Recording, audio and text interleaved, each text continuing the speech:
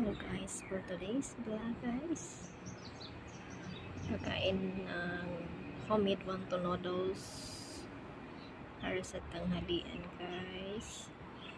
Yan, very simple ang ating pananghalian. Lalagyan lang yan natin ng leftover na pork belly at saka duck at saka guys, hipon at saka gulay. Parang siya, parang pichay. Ayan. Hindi para na tayong kumain sa restaurant. Nilagyan ko lang siya ng guys. Gisa muna ako ng bawang. Tapos ginisa ko yung pork belly at saka prawn at saka yung duck. Tapos yung nito, yung noodles. Inano ko muna sa pinakuloang tubig, tapos pinabad sa malamig, tapos siya, para hindi magdikit-dikit. Yan guys, yan na.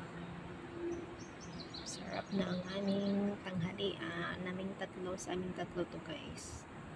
Sila tapos ng kumain kasi ako naghuhugas pa ako ng pinggan, kaya ngayon pa lang tayo pagkain.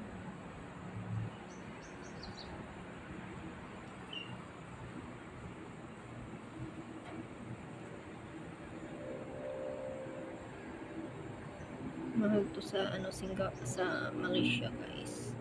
Famous tong wonton noodles. Kaya every week kumakain kami ng wonton. Nagluluto lang kami.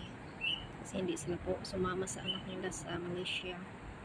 Nung anak nila napunta kasi ng Malaysia, sila hindi sumama kasi parang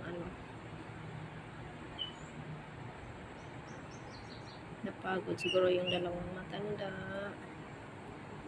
kaya sila gustong kumain ng wonton, kaya pinaglutuan ko niyang yan. Okay na siya.